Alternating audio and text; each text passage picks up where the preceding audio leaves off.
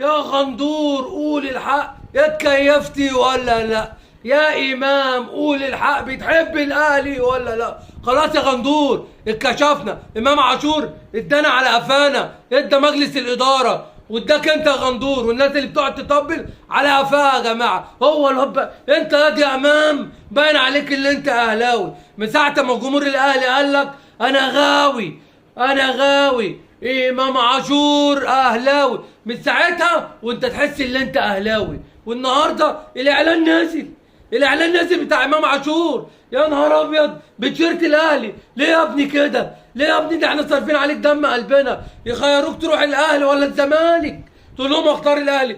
انت اهلاوي يا ابني، انت اهلاوي من اول لما لعبت في الزمالك وانت اهلاوي. امام عاشور بعت النادي ورحت الدنمارك عشان تروح الاهلي، عشان انت من جواك اهلاوي، عشان خالد الغندور بيضحك علينا على قناه نادي الزمالك ويقول لك امام جاي الزمالك وبن شرقي وكلهم طفشوا. عيالنا طفشت، عيالنا طفشت من النادي وراحوا مين؟ راحوا للنادي الاهلي اللي هو مكتسح الدنيا، اللي هو مش محتاج حاجه. الاهلي كل يوم يدينا على قفانا، يدي الضاد على قفاه ويدي مجلس اداره الزمالك على قفاه، ولا اداره الزمالك مش عارفه تعمل اي حاجه. كل يوم يطلعوا على القناه يهجصوا احنا هنجيب بن شرقي، والنهارده بن شرقي مضى للوحده، وهنجيب امام وامام مضى يخوف على فتوح. تحس ان الواد فتوح عايز يحصل امام، والله تحس ان فتوح عايز يحصل امام. تبقى ليله زرقاء، هتبقى ليله زرقاء لو فتوح راح الاهلي كمان.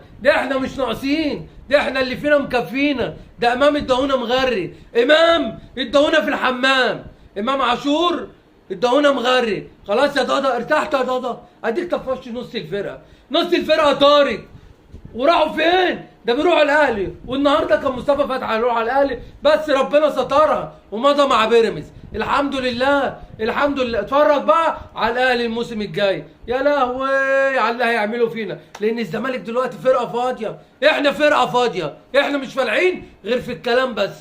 احنا في العيب ده يطلع كل يوم يطبل والغندور يزهر. مبسوط يا غندور؟ ادي امام اهلاوي اهو، امام عاشور مضى مع الاهلي اللي كنت بتقول مستحيل، ده ابن النادي، ده واكل وز وفراخ في النادي اهو، ما تمرش في حاجه، ما تمرش في حاجه. وهيلعب الواد السنه الجايه في كاس العالم للانديه وهياخد افريقيا. بقى له 10 سنين ما خدش غير كونفدراليه معانا. الواد ليه حق يروح للاهلي، الواد كان عنده حق، الواد امام كان عنده حق اللي هو يروح الاهلي يا غندور. ما لعبش في نادي زي نادي الزمالك، نادي الزمالك نادي تعبان يا غندور. ما تحطش ما تقارنش الاهلي جنب الزمالك، دي الحقيقه، دي الحقيقه اللي الزملكاويه كلهم لازم يعرفوها. الاهلي فوق واحنا تحت.